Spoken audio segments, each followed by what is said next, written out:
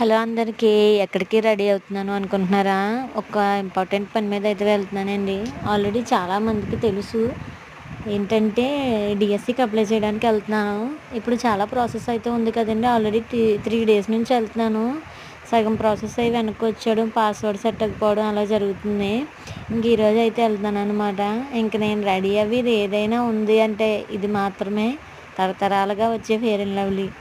Next మా పాపది powder, కాటుక, బొట్టు పెట్టుకుంటే పెట్టుకుంటాను, లేకపోతే లేదండి.